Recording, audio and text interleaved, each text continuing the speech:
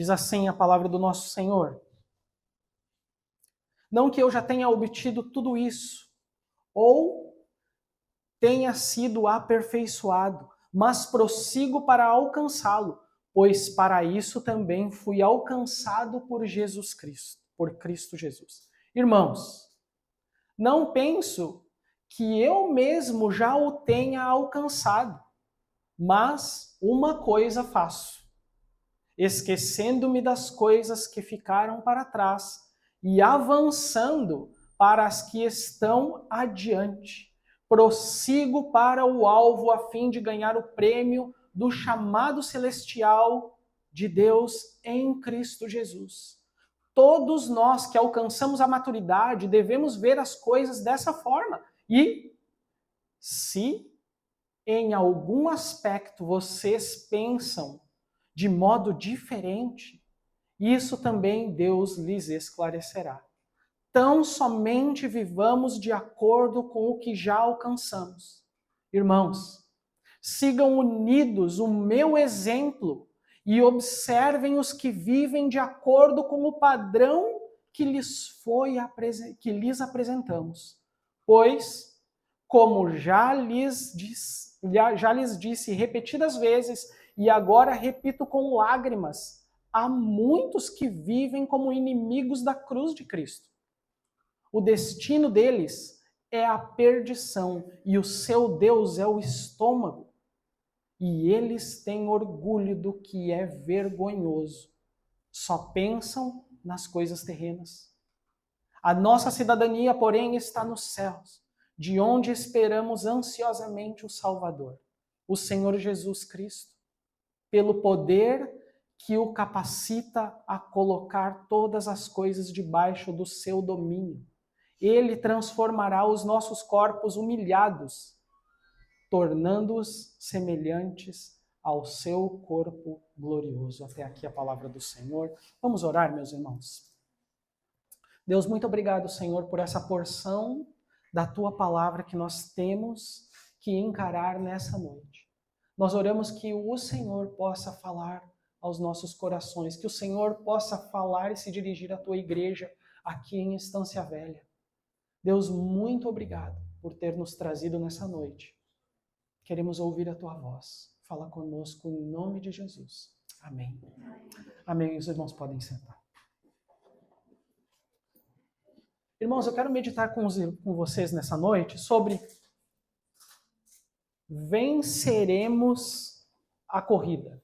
E é uma afirmação, não uma pergunta. Nós venceremos a corrida. Certamente venceremos a corrida. Né? Os irmãos têm olhado para essa carta do apóstolo Paulo aos Filipenses, que é uma carta tão preciosa para a vida das igrejas. Tem abençoado-nos há muitos e muitos anos. E nós vemos nessa carta que o apóstolo Paulo, ele já se considerava um vencedor em Cristo. O apóstolo Paulo já se considerava alguém vitorioso, vencedor em Cristo. A carta de Paulo aos Filipenses, ela é carinhosamente chamada de a carta da alegria, como os irmãos já devem ter visto ao longo da exposição dessa carta. E o apóstolo Paulo estava preso quando escreveu essa carta. A carta, ela também é um encorajamento, um alento para uma igreja em tempos de sofrimento.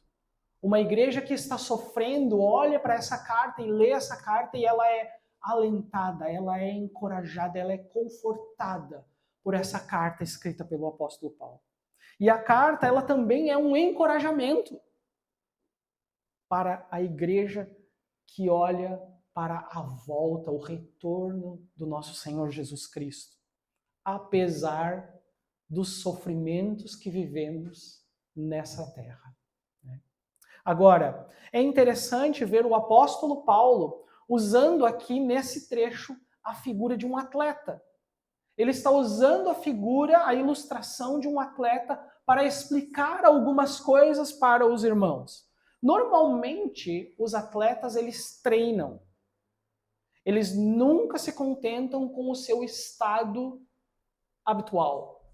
Eles treinam, treinam, treinam e treinam e continuam treinando regularmente. Eles se dedicam, eles se esforçam, eles se empenham. Eles são disciplinados, tudo na expectativa de um dia, de uma hora, de em algum momento, em alguma competição, poderem receber um prêmio, poderem receber algo. Eu fui uma espécie de atleta no passado, desde os meus 15 anos até os 20, quando eu converti. Vamos dizer assim, eu fui um atleta, eu fui um skatista, e você olha para mim, para, pastor, isso aí não é ser atleta não, né? Ser skatista não é ser atleta. Não, mas eu me dedicava, eu treinava, eu precisava fazer aquilo.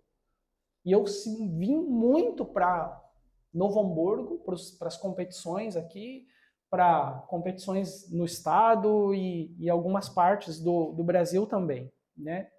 E eu realmente ganhei algumas coisas, mas eu mais perdi nas competições do que eu ganhei, né? Apesar de ter algumas medalhas lá em casa, né? Mas em Cristo,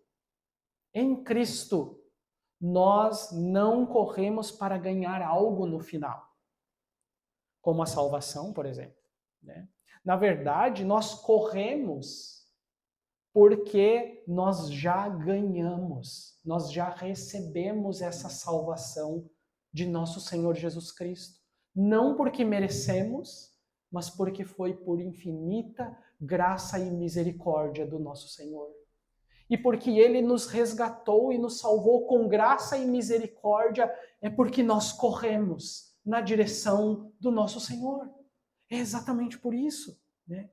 E é isso que o apóstolo Paulo vai nos mostrar nessa porção das Escrituras que nós temos para hoje. Paulo nos mostra claramente que Cristo, que cada cristão, nós, a igreja de Jesus, venceremos essa corrida. E Paulo nos diz ainda que existem coisas dentro de nós que nos alimentam, que nos ajudam a nos impulsionar para essa corrida com esperança de chegarmos ao final e encontrarmos o nosso Senhor Jesus lá, né? E é isso que nós vamos passar a ver. Olhem para o versículo 12, meus irmãos.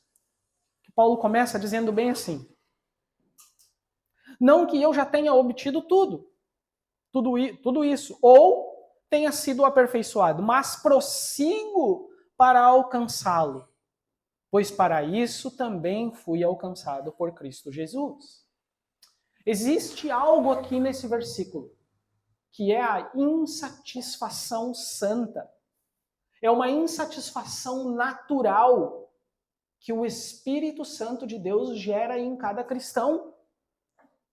Esses versículos nos apontam para um fato, que é todo cristão verdadeiro vive insatisfeito com sua vida espiritual.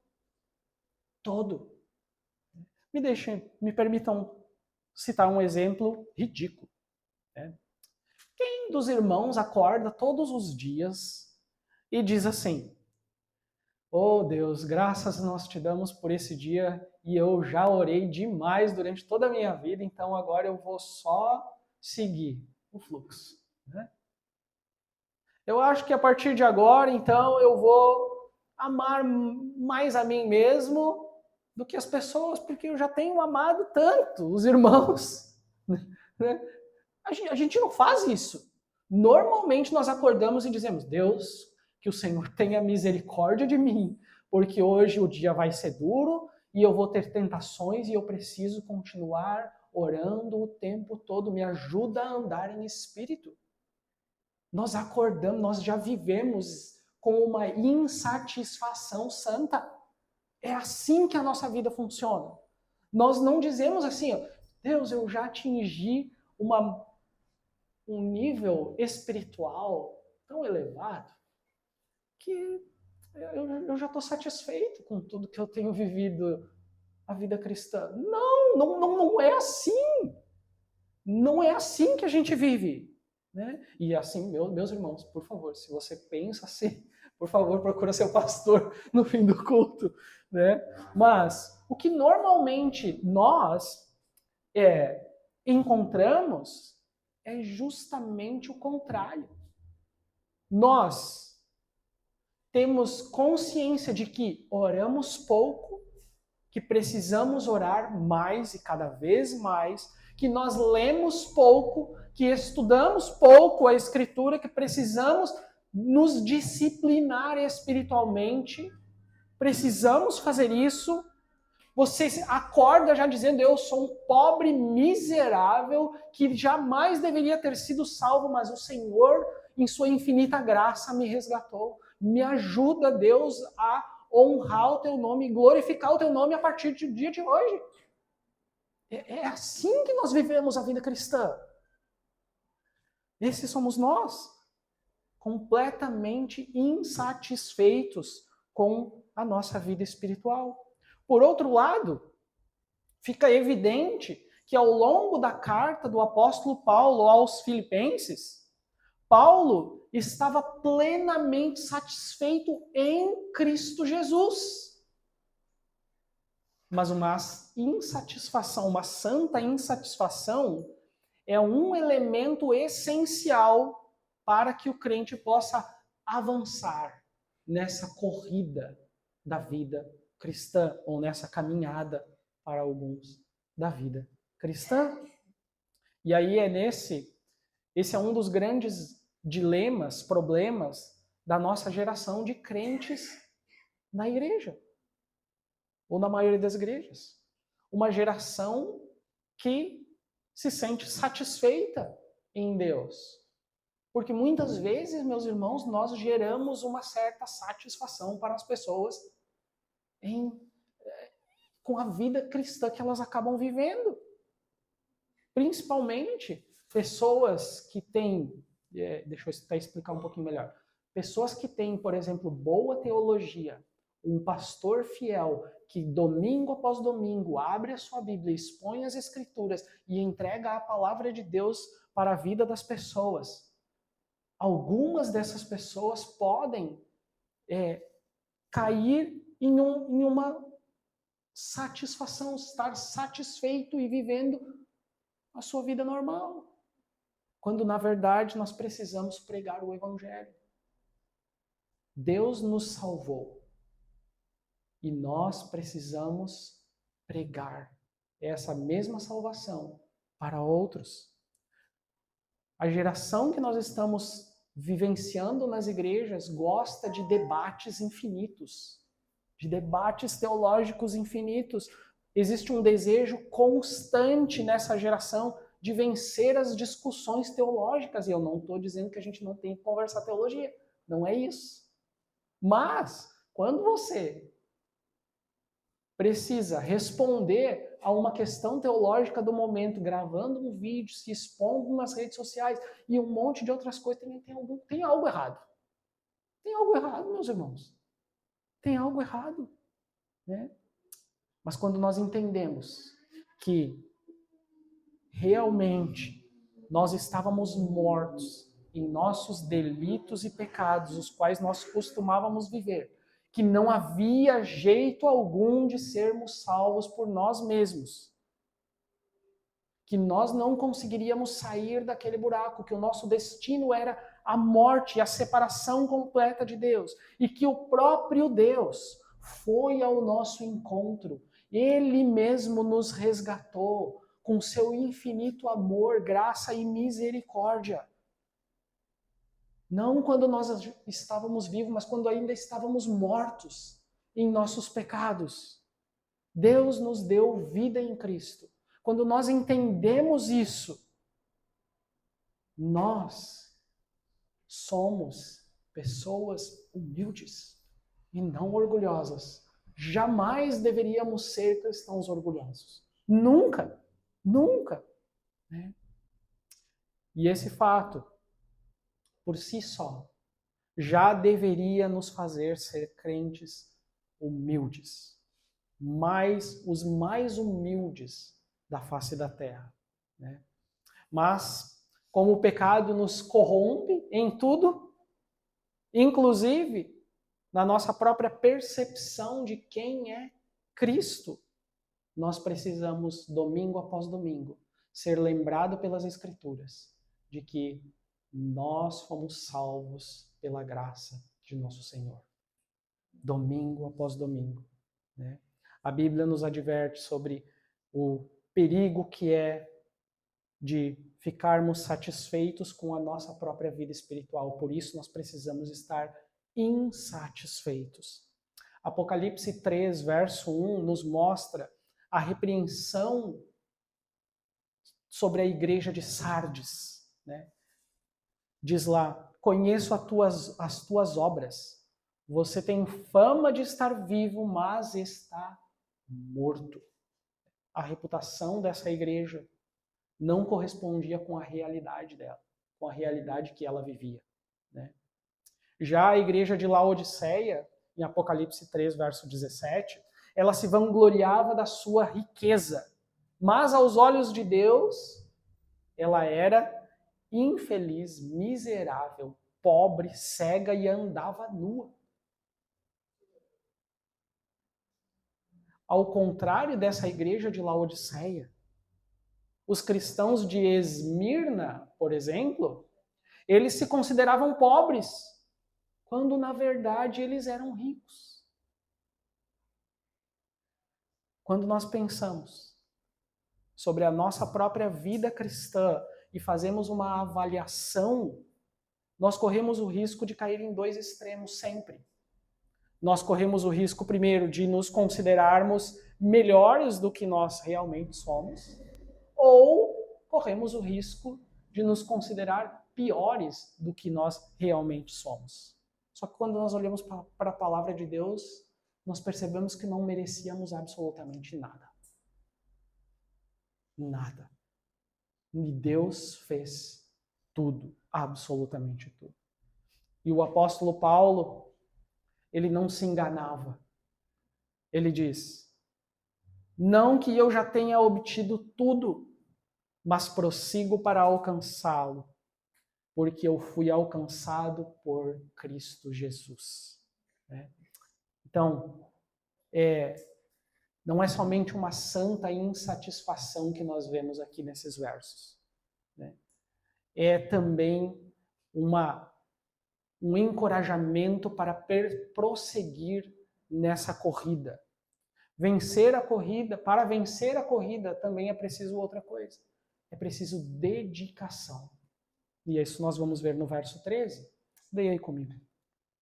Verso 13 diz assim: irmãos, não penso que eu mesmo já tenha alcançado, mas uma coisa faço, esquecendo-me das coisas que ficaram para trás, avançando para as que estão adiante.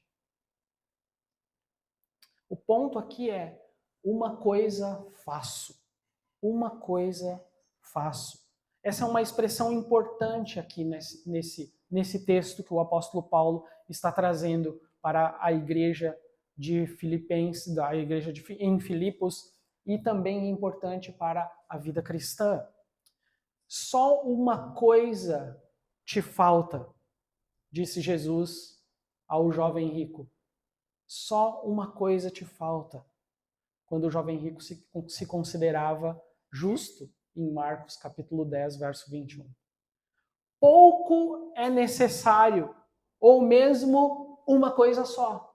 Foram as palavras de Jesus para Marta, quando ela reclamava de Maria, em Lucas capítulo 10. Uma coisa eu sei, disse o homem que passou a ver depois de ser curado por Jesus. Uma coisa peço ao Senhor e a buscarei, diz o salmista no Salmo 27.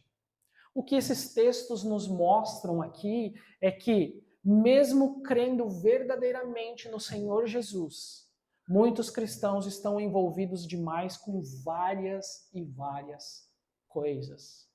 E normalmente, quando você faz mais de uma coisa, você não faz bem nenhuma delas.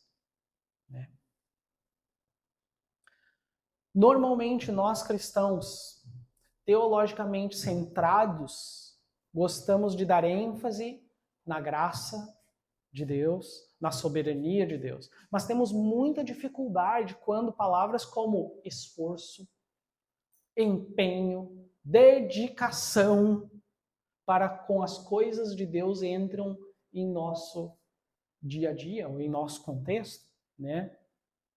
O crescimento não vem sem esforço, sem dedicação. Nós não cresceremos sem esforço e sem dedicação. Buscar crescer requer uma árdua e regrada dedicação em sua vida. Os cristãos devem se dedicar a correr a carreira cristã. Nós devemos nos dedicar a correr a carreira cristã, a carreira que está proposta. São extremamente raros os atletas, meus irmãos. Aqueles atletas usando essa mesma figura de linguagem que Paulo está usando aqui. São muito raros os atletas que praticam mais de uma modalidade e conseguem se sagrar vencedores nelas, né? Isso não é uma coisa normal. O sucesso está ligado à especialização. O sucesso está ligado à especialização. Por quê? Porque há foco, há concentração. Você mantém os olhos fixos no seu objetivo. Você se dedica. Mas além de se dedicar, você precisa de outra coisa, que é determinação. E isso o texto também nos mostra. Olha o verso 14. Prossigo para o alvo, a fim de ganhar o prêmio do chamado celestial de Deus em Cristo Jesus. Prossigo para o alvo. Você prossegue para o alvo. Você já viu aquelas corridas de obstáculo? Você já viu quando o cara tropeça? Ele perde muito tempo. Mas você já viu alguém que tropeçou e conseguiu vencer aquela corrida? Tem um, né? Eu esqueci o nome dele, mas tem essa pessoa. Meus irmãos, por vezes a nossa vida cristã, ela realmente parece isso, parece uma corrida de obstáculos. Coisas acontecem ao longo da nossa vida, nós tropeçamos, caímos, nos levantamos, mas a gente continua correndo. A gente continua prosseguindo para o alvo. E aqui a ideia desse versículo aqui é que a gente tem um esforço com intensidade. E esse termo que Paulo usa aqui no grego para descrever o esforço é como o de um caçador que persegue a sua presa sem parar. Ele não para, ele não desiste até pegar ela. Um indivíduo não se torna um atleta vencedor ouvindo palestras. Isso não acontece. Ninguém se torna um atleta, não se torna alguém que vence lendo livros somente. E eu não estou dizendo que você não tem que ler livros. Não é isso, não, meu irmão. Ou assistindo tutoriais do YouTube. Isso não acontece. Você só se torna um atleta e de excelência se você praticar, se você for para a pista de corrida. Se você nada, se você tem que ir para a piscina. Você precisa treinar. Não tem outro jeito. Ele se torna bem-sucedido no que ele faz treinando, jogando, estando dentro da atividade que ele se propõe a fazer. E ele faz isso com determinação para vencer. Ele faz isso determinado a vencer. Agora notem que o apóstolo Paulo, ele é o nosso exemplo aqui, né? Porque da mesma forma que Paulo, ele perseguia a igreja com zelo pelas coisas do Senhor antes, ele agora se empenha com o mesmo zelo pelas coisas do Senhor. Antes perseguindo a igreja, agora plantando igrejas. sofrendo em seu próprio corpo as marcas dessa perseguição, né? E é interessante que havia um apresentador, eu não sei se os irmãos mais experientes aqui da igreja conhecem, um apresentador da CNN lá nos Estados Unidos chamado Larry King. E ele apresentou durante 25 anos o The Larry King Show. E lá ele entrevistou muitas pessoas. Ele entrevistou pessoas bem legais e entrevistou pessoas bem ruins. Ele entrevistou um monte de gente. As pessoas mais legais que você pode imaginar, desde pastores, presidentes, até pessoas bem ruins que ninguém gostaria de ver, tipo um ministro da Suprema Corte do Brasil, né? Mas ele entrevistou essas pessoas. E Larry King, um dia, ele sendo entrevistado, ele disse uma coisa chocante. Ele disse o seguinte: ele disse que se ele acreditasse que Deus existe, que o Deus que os cristãos pregam realmente existe, se ele acreditasse que existe um Deus que é eterno, criador, soberano, sustentador de tudo e de todos, aquele que traz pecador morto à vida. Ele disse: se eu acreditasse que esse Deus existe, então nada mais importaria na minha vida, a não ser honrar e glorificar esse Deus.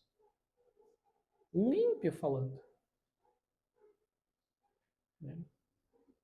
Eu penso que quanto mais nós conhecemos a Deus, mais determinados em conhecer a Deus nós deveríamos nos tornar.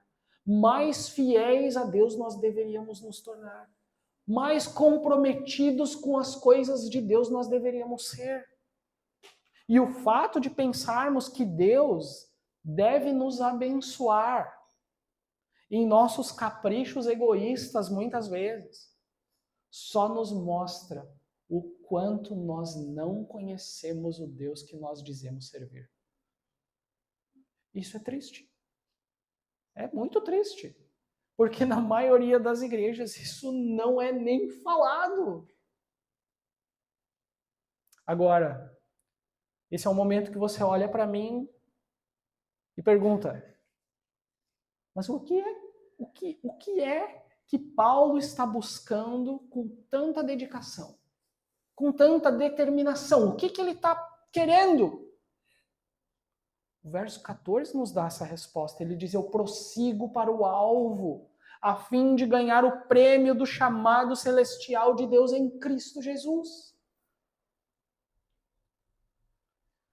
Se na corrida grega apenas um vencia o prêmio no final, a coroa de louros, os 500 denários, mais o direito de se assentar nos primeiros lugares dos teatros, né? E mais ainda um sustento do governo, já na corrida espiritual, todos aqueles que creem em Jesus Cristo recebem esse prêmio. Notem que o alvo de Paulo não é alcançar as riquezas terrenas, não é ser bem-sucedido, não é enriquecer ou fazer um pé de meia para se aposentar depois. O alvo do apóstolo Paulo é estar com o Senhor Jesus Cristo. Algo muito importante aqui, meus irmãos: ninguém vai até Cristo por seus esforços ou por sua dedicação. Muito pelo contrário, é o próprio Deus quem vem até nós. E Deus faz isso por graça e misericórdia. E o fato de você, depois de ter sido alcançado pela graça e misericórdia de Deus,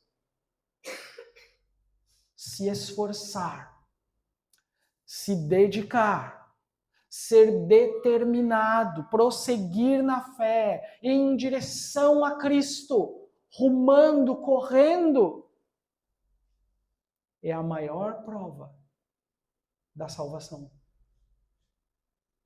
Essa é a maior prova. é o fato de você continuar perseguindo a Jesus, indo na direção do Senhor, indo na direção do nosso Senhor. O apóstolo João vai falar na carta de 1 João que aqueles que deixaram o nosso meio é porque, na verdade, eles nunca foram. Mas aqueles que prosseguem olhando para Cristo, esses realmente nos mostra que são os eleitos do Senhor.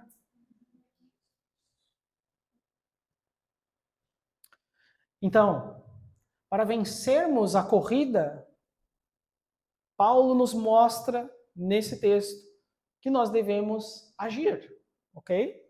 Alimentando em nós mesmos a insatisfação santa, tendo determinação, sendo dedicados, mas nós também precisamos de disciplina. Nós também precisamos de disciplina para vencer essa corrida. Olha os versos 15 e 16.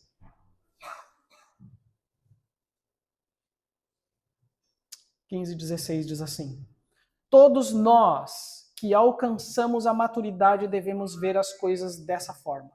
E se em algum aspecto vocês pensam de modo diferente, isso também Deus lhes esclarecerá. Tão somente vivamos de acordo com o que já alcançamos. Não basta correr com dedicação e determinação. É necessário que haja disciplina, observando as regras. Você certamente já assistiu uma competição de natação na TV. Certamente você já assistiu, né? Você já viu que enquanto os nadadores estão lá, colocados naquela forma e esperando o som do tiro para saltar na piscina, você já viu alguém saltando na raia do lado? Não, né? Ninguém faz isso. Você é eliminado da competição se você fizer. Você não salta, não espera assim, salta e salta para o lado. Não, você salta na sua raia. Essa é a regra ali, né? Ok? Então existem normas, regras. E essas normas precisam ser seguidas, precisam ser observadas. Agora, quais são as regras que os crentes precisam observar nessa corrida espiritual que o apóstolo Paulo está propondo aqui? A regra que precisa ser observada é a palavra de Deus. As regras são a palavra de Deus. Em 1 Coríntios 9, verso 24 e 25, Paulo escreve dizendo assim: vocês não sabem que dentre todos os que correm no estádio, apenas um ganha o prêmio? Corram de tal modo que alcancem o prêmio. Todos os que competem nos jogos se submetem a um treinamento rigoroso para obter uma coroa que logo perece, mas nós o fazemos para ganhar uma coroa que dura para sempre. Então todos nós estamos correndo, meus irmãos, todos nós. E nas competições gregas, os juízes eles eram extremamente rigorosos, rígidos com os regulamentos. O atleta que cometesse alguma infração ou qualquer infração, ele era eliminado da competição. Esse atleta não poderia mais, ele não perdia mais a sua cidadania, mas ele perdia o privilégio de poder competir para ganhar o prêmio. Ele era um atleta desonrado por não competir dentro das regras. Agora olha o que o mesmo apóstolo Paulo escreve em 2 Timóteo 2, verso 5. Ele diz assim: semelhantemente, nenhum atleta é coroado como vencedor se não competir de acordo com as regras. E agora você olha para mim e diz: ok, eu entendi, mas como nós corremos de acordo com as regras? Essa é a pergunta. Como é que a gente corre de acordo com as regras, então? Como é que a gente corre de acordo com a palavra de Deus? O apóstolo Paulo nos responde. Olhem do 17 ao 21, e agora a gente vai pular dar um grande passo aqui no nosso texto. Ele diz assim: irmãos, sigam unidos o meu exemplo e observem os que vivem de acordo com o padrão. Qual é o padrão? A palavra de Deus. Que lhes apresentamos. Pois, como já lhes disse muitas vezes, e agora repito com lágrimas, há muitos que vivem como inimigos da cruz de Cristo. O destino deles é a perdição. E o seu Deus é o estômago, e eles têm orgulho do que é vergonhoso. Só pensam nas coisas terrenas. A nossa cidadania, porém, está no céu, de onde esperamos ansiosamente o Salvador, o Senhor Jesus Cristo.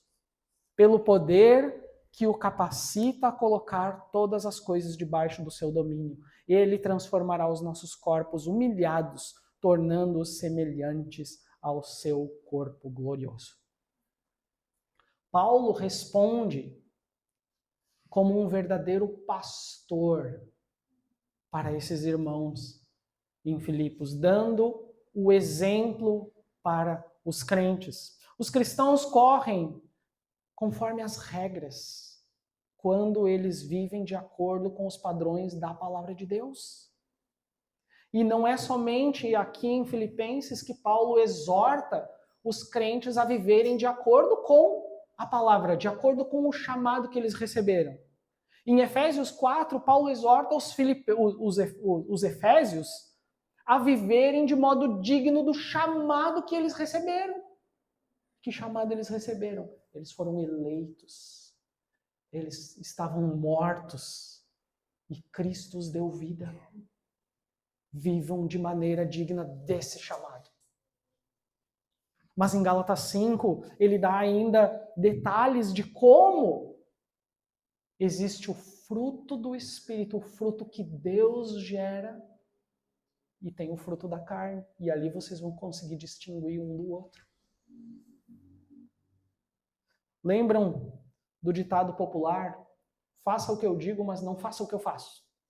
Isso é totalmente mentira. Nós estamos vendo aqui que isso é mentira. O apóstolo Paulo está dizendo, olha para mim, olha para a forma como eu vivi no meio de vocês. Olhem o meu exemplo. Vejam como eu vivi. Sigam o meu exemplo. Agora, olhem como Paulo não está dizendo, olhem para mim porque eu sou o melhor exemplo que vocês vão ter. Eu sou o melhor exemplo que vocês vão ter aí. Então, mira em mim. Não é isso. Eu sou um exemplo moral para vocês. Não é isso. Não é isso que o apóstolo Paulo está falando. Paulo não está se colocando apenas como um exemplo ético a ser seguido. Paulo está aqui se colocando como um exemplo em contrapartida aos falsos mestres. Aquelas pessoas que já estão dentro das igrejas ensinando de forma errada. Paulo está demonstrando para os crentes como vocês vão distinguir um verdadeiro pastor de um falso. É isso que Paulo está falando aqui. Né? Os falsos mestres, eles estão em todos os lugares. Estão espalhados por aí, não tem jeito. É erva daninha, é praga. E como a gente distingue isso? Como? Quando Paulo fala aos filipenses, ele diz para focar em duas questões teológicas aqui. Primeiro, a cruz de Cristo. Há muitos que vivem como inimigos da cruz de Cristo. E o segundo tema teológico que ele apresenta aqui, ele diz a volta de Cristo, a volta de Jesus. A nossa cidadania, porém, está nos céus, de onde esperamos ansiosamente o Salvador, o Senhor Jesus Cristo. Se os filipenses focarem suas vidas na doutrina da cruz de Cristo e na doutrina da volta de Jesus, o padrão de vida dos filipenses será diferente do padrão apresentado pelos falsos mestres. É isso que o apóstolo Paulo está falando aqui. Agora a pergunta é, mas por que é importante focar nesses dois temas teológicos? Por que é importante? A cruz de Cristo, olhem só. A cruz de Cristo, ela nos humilha, ela nos humilha, nos torna humildes. A cruz de Cristo nos torna humildes, como o apóstolo Paulo explicou no capítulo 2. Exatamente como Paulo explicou no capítulo 2. A cruz de Cristo, ela nos ofende. E ela crucifica o nosso orgulho. Porque nós achamos que somos alguma coisa quando nós não somos nada. Porque quando você percebe que você estava perdido, morto, sem possibilidade alguma de ser salvo, mas que Deus, em sua rica e infinita graça e misericórdia, te deu vida quando você ainda estava morto. Isso muda tudo. Muda tudo. Muda tudo. Não fui eu quem me converti. Foi Deus quem me converteu. Não fui eu que busquei o Senhor, foi o Senhor que foi atrás de mim e Ele me encontrou. Nem fé eu tinha e recebi dele para que pudesse crer ainda. E é assim.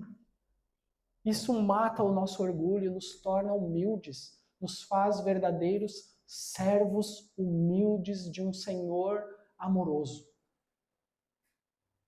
Agora, a volta de Jesus, o que ela faz em nós? Qual o efeito da volta de Cristo em nós?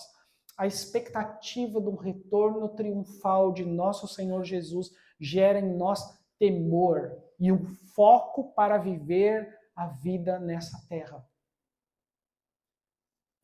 Nos faz perseverar na fé. Os falsos mestres, meus irmãos, por outro lado, eles estão preocupados com coisas terrenas, é isso que o apóstolo Paulo fala. Eles estão mais preocupados com o estômago deles. E se for possível, eles vão ceifar o rebanho. Eles vão tosquear as ovelhas. Tudo em benefício próprio. Tudo em benefício próprio. Assim como Paulo faz aqui na carta aos Filipenses, o trabalho de um pastor fiel é também o de alertar o seu rebanho para com os falsos ensinamentos. E eu tenho certeza que os irmãos aqui têm um pastor que faz isso, que alerta os irmãos para os falsos ensinos. Meus irmãos, a corrida que temos diante de nós, ela já está posta.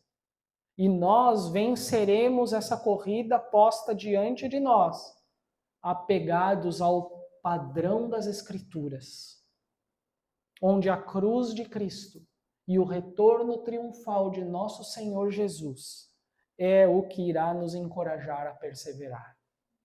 Agora, talvez você está aqui hoje e você está sofrendo com algum dilema da sua vida nessa corrida da fé, nessa caminhada que você está trilhando. Né? No mundo em que nós vivemos, meus irmãos, nós sofremos. Nós sofremos golpes duríssimos nas nossas vidas. Nós somos muitas vezes traídos por quem se dizia amigo fiel. Nós somos abatidos com tragédias familiares, às vezes doloridas. Nós somos muitas vezes afligidos com doenças, perdas financeiras. E é o mundo que nós vivemos. E por vezes nós somos levados às lágrimas. Noite após noite, dia após dia, nós acordamos com lágrimas nos olhos. E até mesmo desespero. Mas preste atenção no que o apóstolo Paulo nos ensinou hoje.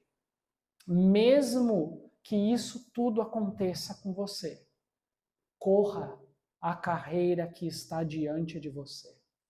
Porque com uma insatisfação santa, com dedicação, com determinação e disciplina espiritual na sua vida, focando na cruz de Cristo e olhando para frente, para o retorno triunfal de nosso Senhor Jesus, certamente venceremos essa corrida. E quando nós chegarmos no final, O que nos espera no final dessa corrida é o seguinte, Apocalipse 21, versos de 1 a 5, diz assim, no final da sua corrida. Então vi novos céus e nova terra, pois o primeiro céu e a primeira terra tinham passado e o mar já não existia mais, aquilo que nos separava já não existe mais. Vi a cidade santa, a nova Jerusalém que descia do céu da parte de Deus, preparada como uma noiva adornada para o seu marido. Ouvi uma voz forte que vinha do trono e dizia: agora o tabernáculo de Deus está com os homens, com os quais ele viverá. O nosso Senhor viverá no nosso meio. Eles serão o seu povo e o próprio Deus estará com eles e será o seu Deus. Se você está chorando, olha isso. Se você está sofrendo, ouça. Ele enxugará dos seus olhos toda lágrima. Não haverá mais morte, nem tristeza, nem choro, nem dor, pois a antiga ordem já passou. Aquele que estava assentado no trono disse: estou fazendo novas todas as coisas. Meus irmãos, esse é o fim dessa corrida. É chegar um dia e estar diante do nosso Senhor. E quando nós estivermos diante do nosso Senhor, todo sofrimento, toda dor e tudo que nós passarmos nessa terra vai ser comparado a nada. Meus irmãos, vamos perseverar juntos até o fim, olhando para a cruz de Cristo, vislumbrando lá na frente o retorno do nosso Senhor.